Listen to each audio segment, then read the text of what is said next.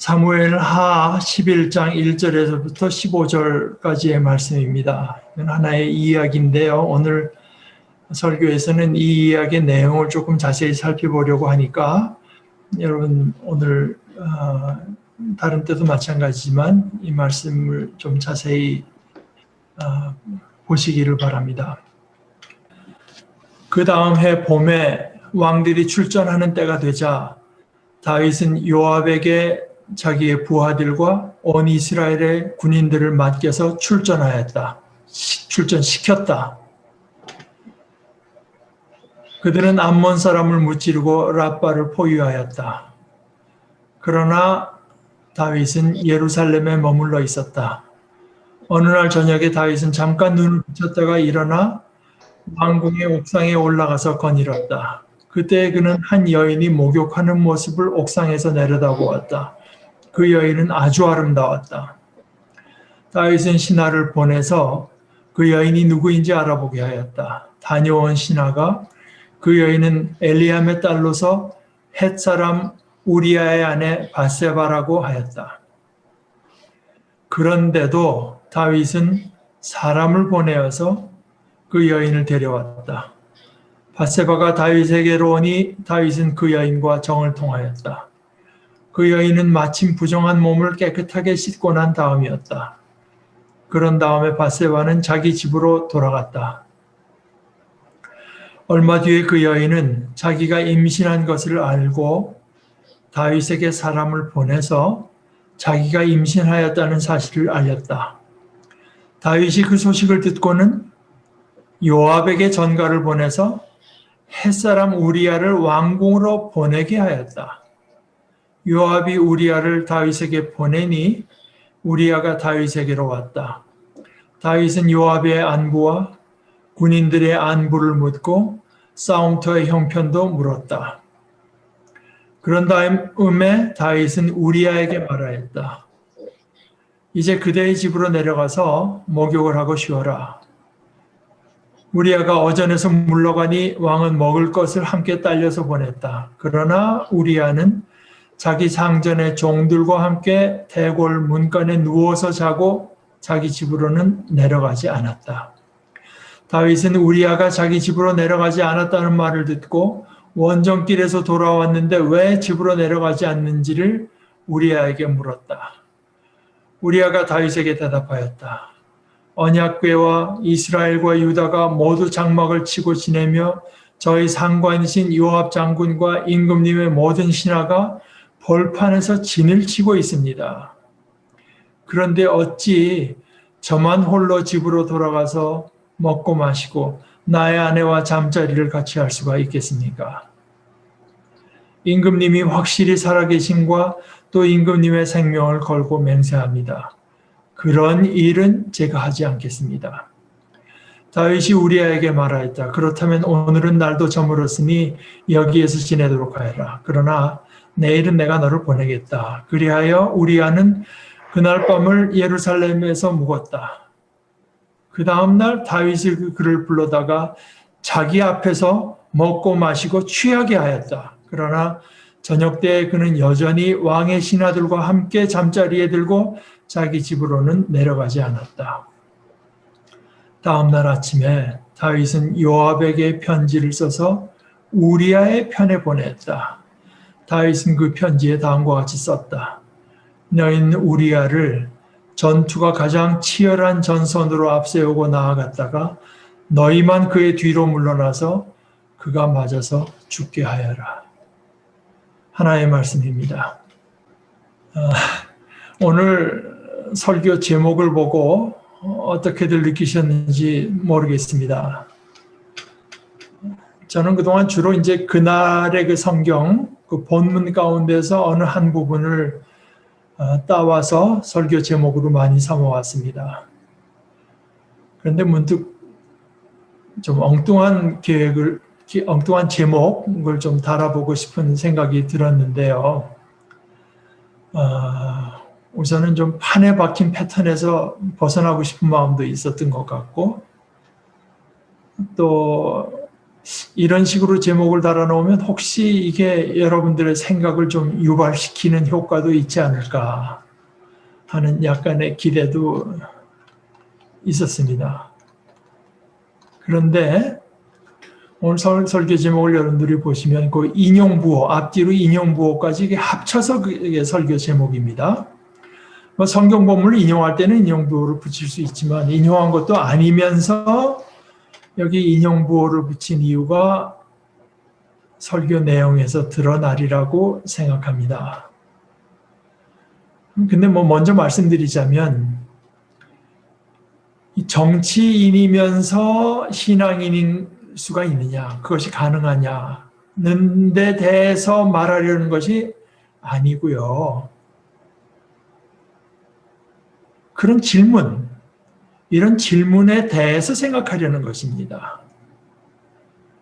사실 뭐 우리 몇 사람 안 되지만 우리 가운데 뭐 정치인은 없으니까 정말 이게 정치인이면서 신앙인일 수 있는가 이런 것에 대해서 말하면 이건 결국 가십, 남의 이야기, 뒷담화를 하는 것이 됩니다. 또 그리고 뭐 이런 게 혹시 중요한 질문이라고 해도 이런 질문에 대해서 제가 어떤 그 성경적인 결론을 뭐 찾고 내려보려고 하는 것도 아닙니다. 사실은 뭐 어떤 그 주제, 토픽이나 질문도 마찬가지입니다만은 제가 설교를 하는 그 제 설교의 본래 목적이라고 하는 것이 그런 데 대해서 어떤 정답을 드리려고 하는 것이 아닌 경우가 대부분입니다. 뭐 실제로 제가 품은 어떤 제 목적대로 그게 되건 안 되건 성공하든 못하든지 간에 오히려 저는 제 설교를 통해서 여러분들이 더 많은 질문을 이제 스스로 던지시는 것, 그거를 목표로 하고 있고 그걸 원합니다. 제 설교를 듣고 나서 여러분들이 성경을 더 찾아보고 더 공부해야 되겠다는 생각이 드시고 나아가서 주님께 더 많은 것을 질문하시게 되면 그러면 저는 제 설교가 성공이라고 여기겠습니다. 이사야서 1장 18절에 주님께서 말씀하신다. 이 주님은 하나님이십니다. 오너라 우리가 서로 변론하자. 너의 죄가 주홍빛과 같다 하여도 눈과 같이 희어질 것이며 진홍빛과 같이 붉어도 양털과 같이 희어질 것이다. 우리가 하나님과 또 우리 주님과 변론할 때, 말을 주고받을 때, 그때 우리는 성장하고 우리는 거룩해집니다. 주님과 변론해서 그 목적이 꼭 어떤 정답을 얻는 것이 아니라 주님과 변론할 때 우리가 성결해지는 것입니다. 주님과 변론할 때만 이런 일들이 나타납니다. 제가 알기로 저희 집에는 가훈이라고 하는 것이 없습니다. 제가 아버지께 들은 가훈이 없습니다. 그리고 저도 무슨 가훈을 만들 생각이 아직은 없습니다. 다만 1980년대, 그때 어느 때인가 이런 가훈을 남길까 생각해 본 적은 있습니다. 그 가훈의 내용은 우리 집안에서 앞으로 정치가가 나오면 안 된다. 그게 아마 동의대 사건이었는지 하여간 어떤 사건에서 젊은이들이 죽었는데 그 일을 둘러싸고 여야 정치인들이 하는 말을 신문을 통해서 보면서 그 생각이 들었습니다. 사실 지금까지도 저는 정치인들에 대해서는 무척 부정적인 생각을 가지고 있습니다. 뭐가 진실인가? 뭐가 옳은가 하는 생각이 그 사람들도 사람들이니까 전혀 없지는 않겠지만 그분들은 그런 데 대한 관심이 거진 없고 무슨 일이 일어나건 그 일들을 어떻게든 자기 자신에게 정치적으로 유리하도록 처리하는 것을 위해서는 뭐 못하는 것이 없는 사람들이 아닌가 뭐 이런 이제 느낌 때문입니다. 근데 그 정치인의 얘기고 정치라고 하는 것 자체를 무시할 수는 없고 무시해도 안 되죠. 정치라고 하는 게 우리 삶에 미치는 영향이 너무 크기 때문에 또 생각해보면 정치인들이라고 하는 게 그렇게 그냥 뭐 막 가서 사람들로 하여금 그저 저건 뭐 어떻게도 뭐 희망이 없는 부분으로 이제 사람들의 삶에 그렇게 생각되도록 만들어서 사람들을 정치에 무관심하게 만들어 자기들이 하고 싶은 대로 할 수 있으니까요. 그렇게 만들려는 그 술수가 있는 것 같기도 하고 또 우리가 정치에 무관심하게 되면 결국 우리 자신이 가진 소위 정치 의식이라고 하는 것이 굉장히 떨어지게 되고 저열하게 되고 그래서 결국은 나쁜 정치적 선택을 할 수밖에 없게 되니까요. 여기서 제가 나쁜 정치적 선택, 특히 뭐 우리가 투표할 때 나타나겠지만요. 이라고 말씀드린 것은 내가 던진 한 표가 내가 말한 하나의 발언이 무엇보다도 이 사회에서 이미 힘이 없고 존재감 없는 사람들을 더 아프고 더 억울하게 만드는 선택에 제가 가담한다는 뜻입니다.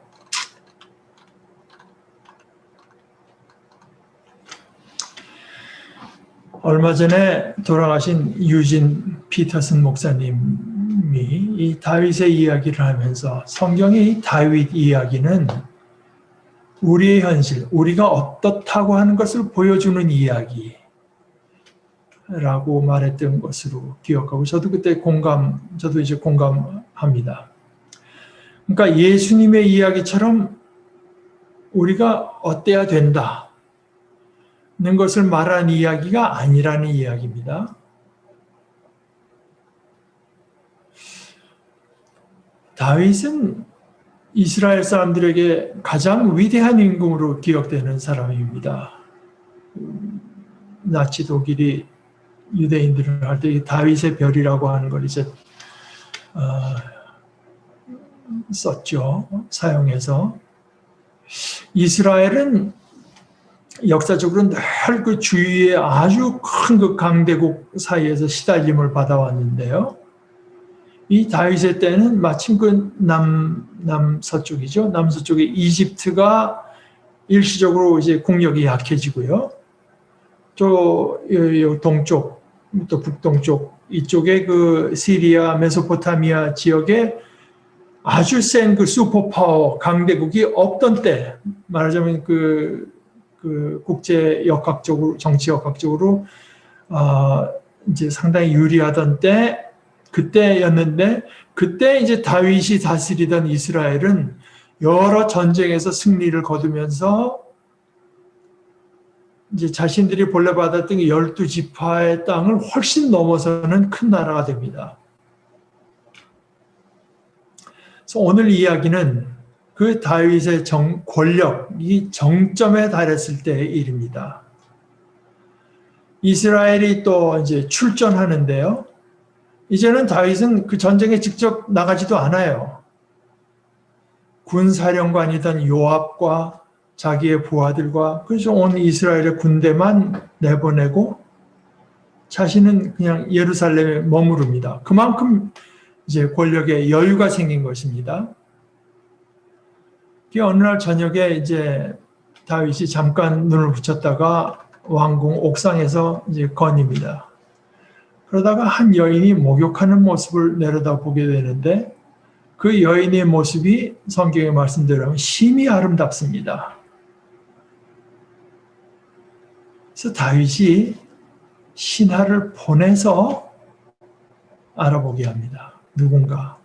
그 여인이 햇사람 우리아의 아내, 햇사람 히타이트입니다. 햇사람 우리아의 아내 밧세바라는 사람입니다. 자신의 부하로서 지금 자기가 전쟁에 내보낸 그 부하의 아내라고 하는 것을 듣고도 우리 성경에는 사람을 보냈다고 했는데 사실은 복수입니다. 사람들을 또 보내서 그 여인을 데려옵니다. 밧세바가 다윗에게 오고 다윗은 밧세바와 동침합니다. 물론 이건 간음입니다. 이 간음의 죄를 어떻게 다스리는가? 신명기 22장 22절에 이렇게 써 있습니다. 어떤 남자가 남의 아내와 정을 통하다가 들켰을 때에는 정을 통한 남자와 여자를 다 죽여서 이스라엘에서 이런 악의 뿌리를 뽑아야 합니다. 이제 다음날 밧세바는 집으로 돌아가고 그러다 얼마 뒤에 자신이 임신한 것을 알고는 이번에는 밧세바가 다윗에게 사람을 보내서 임신 소식을 알립니다. 사람을 보내서 알린다. 예루살렘 성에서 한가롭게 지내면서 많은 사람들을 위험한 전쟁터로 보낼 권력이 있던 다윗처럼 그 권력자 다윗에게 소식을 전하러 사람을 보낼 어떤 권력이 밧세바에게 생겼습니다. 거꾸로 말하자면 사람들을 보내서 자신이 마음에 둔 여인을 데려올 정도로 말이 나는 것, 뭐 이런 것을 또 율법을 어기는 것, 뭐 또 그 자기 충성된 부하에 대한 어떤 의리, 뭐 인륜 이런 걸 거스르면서도 뭐 개의치 않고 거리낌 없이 행동하던 권력자 다윗인데 그만하면 자신의 권력이라고 하는 것은 거진 절대 권력인 줄 알았던 자신의 권력이 막강하긴 하되 절대 권력은 아니었습니다. 이 일은 뭔가 술수를 써서 이거 무마해야 될 일이 이제 생긴 것입니다. 이 밧세바라는 분은 어떤 분인가? 성경이 사무엘서 그다음에 열왕기인데요. 그 열왕기 1장 2장에서 보면은 이 밧세바라는 분도 무척 정치적인 여인이었던 것 같아요. 게다가 우리가 읽은 성경, 이게 히브리 말로 된 성경을 이제 기반으로 한 성경에는 안 나타나는데 히브리 말을 헬라어로 번역인 70인경에는 밧세바가 다윗에게 전한 말이 이렇게 기록되어 있습니다. 우리말로 옮기자면 저예요. 에고 에이미, I am. It's me. 저예요. 저 임신했어요. 여기 저예요라고 하는 말에서는 이게 친밀한 관계가 느껴집니다. 자기가 왕에게 어떻게 뭐 일이 일어났다고 하는 걸 자기 남편에게 말하는 것이 아니라 이제 다윗에게 임신 소식을 알리는데요. 저예요. 더군다나 성경 히브리어 성경에도 동침했다는 말을 다윗이 우리 아까 성경에는 정을 통했다고 말하지만 그대로 문자대로 번역하자면 다윗이 그녀와 함께 누웠다 라고 했습니다. 밧세바가 그저 일방적으로 당한 것으로 보는 해석만 가능한 것은 아니라는 이야기입니다. 어찌됐건 그런 밧세바가 사람을 보내서 임신 소식을 알립니다. 그러자 다윗은 사령관 요압에게 사람을 보내서 우리아를 자기에게 보내게 합니다. 이 자신의 말이 이제 그대로 어떤 그 권력을 이루는데 이제 동원되는 그 히브리 말은 샬라흐라고 하는 말이 계속 등장합니다. 요압은 우리아를 다윗에게 보냅니다. 요압에게도 이제 사령관으로 권력이 있으니까요.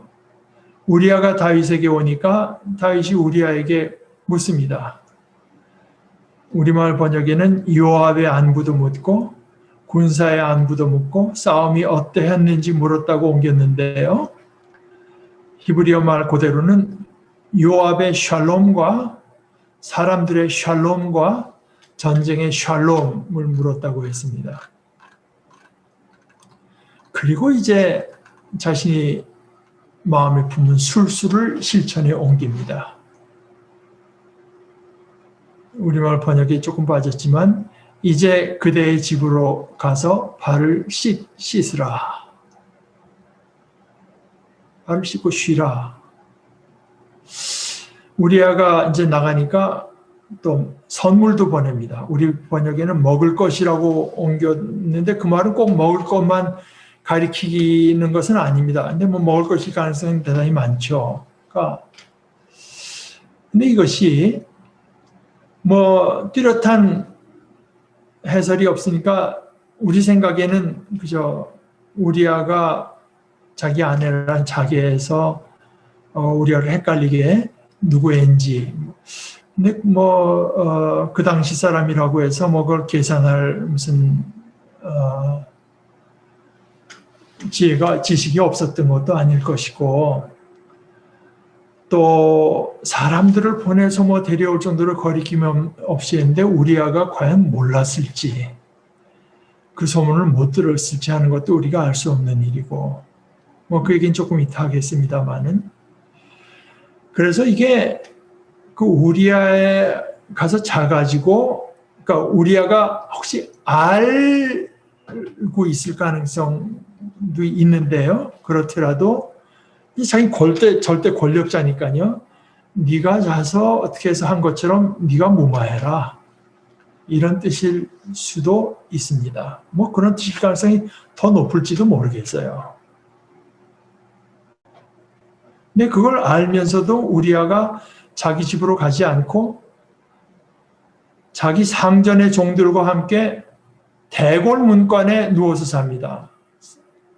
여기 그 사람들이 다 알게 되죠. 그런데 여기 그 자기 상전이 이게 다윗을 가리키는 말인지 군사령관 요압을 가리키는 말인지는 알 수 없습니다. 다음날 이제 다윗이 우리아에게 왜 집에 안 갔느냐 물으니까 우리아의 대답이 이렇습니다. 하나님의 그 언약궤와 이스라엘과 유다가 모두 이제 장막을 치고 지내면서 제 상관이신 요압 장군과 임금님의 모든 신하가 벌판에서 진을 치고 있습니다. 그런데 어찌 저만 홀로 집으로 돌아가서 먹고 마시고 나의 아내와 잠자리를 같이 할 수가 있겠습니까?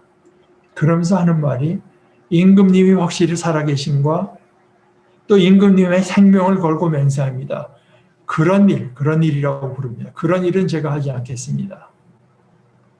우리아는 충신입니다. 그러나 아까 말씀드린 것처럼 막강한 권력자 다윗이 사람들의 수군거림과 개의치 않고 거리낌 없이 행동했던 만큼 자기 아내와 다윗 사이에 있었던 일에 대한 소문을 이미 알고 있었을 가능성도 상당히 있습니다. 그러니까 그렇게 생각해 보면 집에 가지 않은 것도 또 묻는 왕에게 한 이런 대답도 나름대로의 저항, 항의일 가능성도 있습니다. 당신의 명령에 따라 전쟁에 나간 장수와 군인들은 언제 적이 올지 모르는 그 긴장 중에 벌판에서 텐트를 지고 지내는데 당신 왕이라는 인물은 예루살렘 궁전에 남아서 자기를 위해서 죽기를 각오하고 나간 부하의 아내와 동침하고 게다가 술수까지 부려서 그 일을 무마하려고 하는 모습. 이 당신의 모습이 아닌가 하는 식의 무언의 항의일 수도 있습니다. 그래서 다윗이 우리아를 다시 불러가지고 다윗은 끈질긴 사람입니다. 자기 앞에서 자기가 확인을 해요. 먹고 마시고 아주 술 취하게 만듭니다. 판단력을 둔화시키고요. 그래도 우리아가 자기 집으로 가지 않자 이제 플랜 B로 들어가죠. 마침내 어쩔 수 없이 우리아를 죽여야 되겠다. 결론을 내리고 이제 그 상관인 요압에게 보낼 편지를 씁니다. 가장 전투가 치열한 전선으로 이 우리아를 앞세고 나아갔다가 하나만 남겨두고 너희만 살짝 돌아서서 뒤로 물러나라. 사실 여기까지만 써도 그 의도가 뻔한데 다윗은 더 써서 자신의 뜻을 확실하게 해둡니다. 그래서 그가 맞아서 죽게 하여라.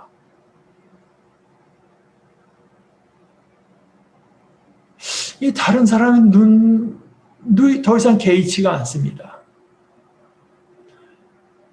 옛날에 김교신 씨가 쓴 글 가운데 제목이 어떤 글의 제목이 위선도 그리워 이런 글도 있었지만 다윗은 여기서 뭐 이러쿵저러쿵 이유를 꾸며낼 정도의 그 정도의 조심도 없어요. 그게 필요 없다고 생각할 정도로 자신의 권력에 취한 것입니다. 제가 오늘 이야기를 하면서 여러 번 보낸다, 샬락이라는 말이 여러 번 나오는 걸 말씀드렸는데요. 다윗이 요압과 그 군사들을 보냅니다.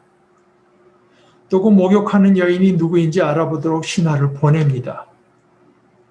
그 여인 밧세바를 데려오도록 사람들을 또 보냅니다. 이번에도 밧세바가 임신 소식을 알리려고 사람을 보냅니다. 다윗은 우리아를 보내라고 요압에게 전가를 보냅니다. 요압은 또 우리아를 다윗에게 보냅니다. 이 모두 모종의 어떤 그 권력의 표현입니다. 그 김구원 교수의 말대로 이것은 자신의 명령 또는 말 한마디로 세상을 통제하는 어떤 절대 권력자의 힘, 다윗의 경우요. 그 절대 권력자의 힘을 이제 상징하는 단어입니다. 그런데 그 소위 그 절대 권력자를 가졌다는 그 소유자가 사실은 이제는 이리저리 잔머리를 짜내다가 마침내 충신을 죽이는 비리까지도 저지를 수밖에 없는 데까지 몰리게 됩니다. 이게 절대 권력이 아닌 것입니다. 14절의 그 보냄, 그것은 그가 어디까지 몰렸는지 보여줍니다. 우리말 번역에 그게 나타나 있지 않아서 우리 새 번역에는요, 개정개역 번역을 따라 읽습니다. 아침이 되매 다윗이 편지를 써서 우리아의 손에 들려서 요압에게 보내니.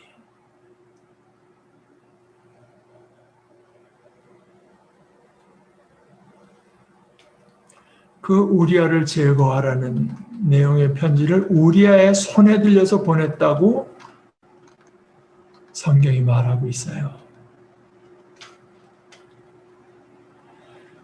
다윗은 정치인입니다. 그리고 신앙인입니다. 우리가 오늘 사무엘하 11장의 이야기를 읽은 것인데요.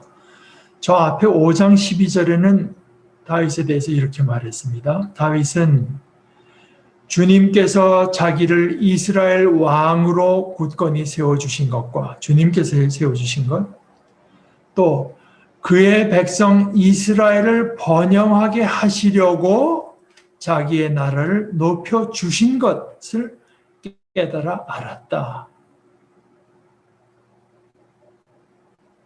좀 더 나아가서 8장 15절에는 이렇게 말합니다. 다윗이 왕이 되어서 이렇게 온 이스라엘을 다스릴 때 그는 언제나 자기의 백성 모두를 공평하고 의로운 법으로 다스렸다.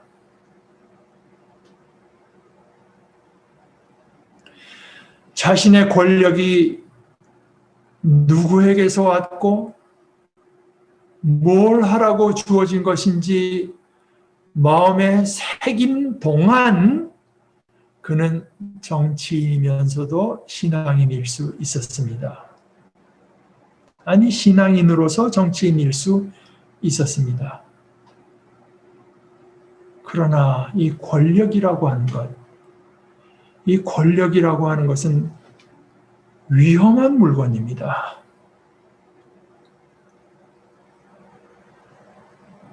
요한계시록의 찬양이 이렇지요. 죽임을 당하신 어린 양은 권세와 부와 지혜와 힘과 존귀와 영광과 찬양을 받으시기에 합당하십니다. 권력은 하나님의 것입니다. 근데 권력이 우리에게 주어집니다. 그렇게 해서 우리에게 주어진 어떤 권력 또는 권한 또는 권위 이런 것은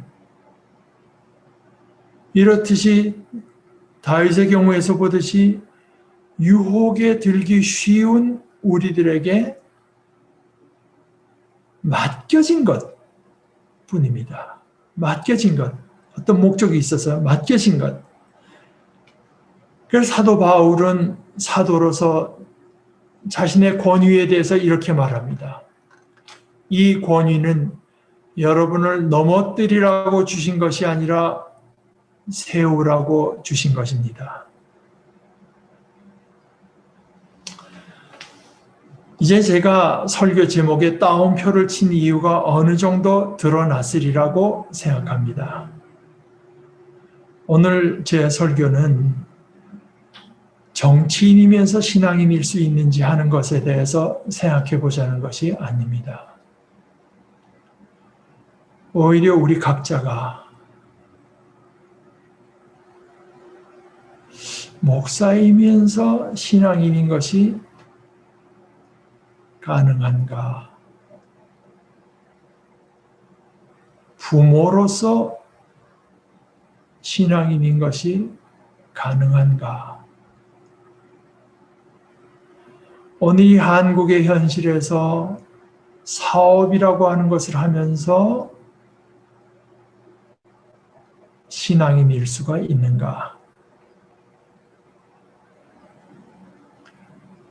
예술가로서, 교육자로서 신앙인인 것이 가능한가? 를 묻자는 것입니다. 묻기를 중단하지 말자는 것입니다. 다윗의 경우 하나님께서 주신 것이 정치적 권력이었고 또 그것이 그를 향한 하나님의 부르심이었습니다. 그런데 바로 그것을 타고 죄의 유혹이 들어왔습니다. 이것은 아마 오늘 한국 사회 용어를 빌려서 말하자면 갑질의 유혹 정도가 되지 않을까 싶습니다. 어떤 직업이든 어떤 직분이든 어떤 직책이든 어떤 권력이 주어집니다.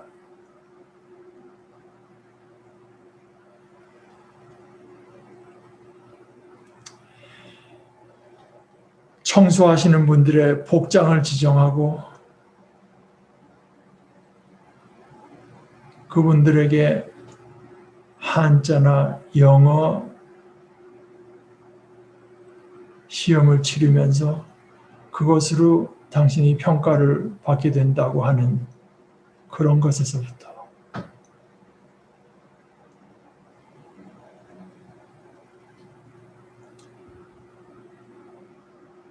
양심과 법에 따라 판결한다고 하는 법정에서의 판결에 이르기까지 부르심으로서의 권력이 왜곡되는 모습, 그 왜곡될 가능성은 우리가 지금 도처에서 보고 있고 또 볼 수 있습니다. 가정도 예외가 아니고 교회도 예외가 아닙니다.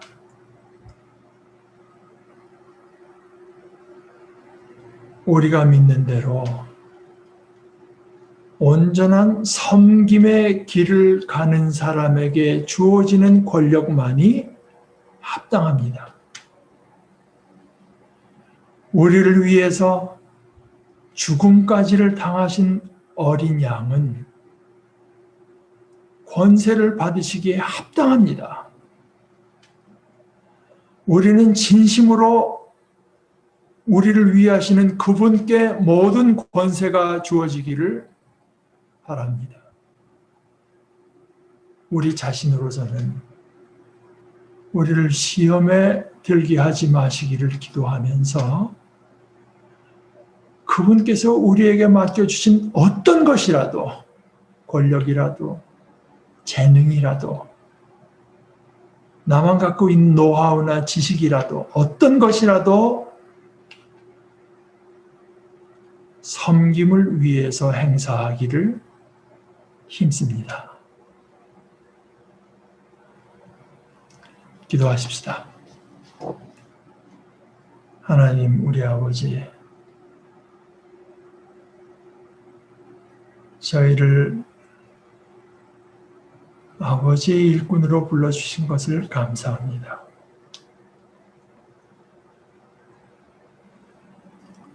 저희를 불러주시고 저희들에게 그에 합당한 권위와 권세를 아버지께서 주신 것을 깨닫고 나에게 있는 것 어느 하나도 아버지께로부터 받지 않은 것이 없는 것을 늘 마음 중심으로 인정하면서 우리 주님을 본받아 섬김으로 그것을 충성스럽게 사용할 수 있도록 저희들을 지켜주시옵소서. 예수님의 이름으로 기도합니다. 아멘.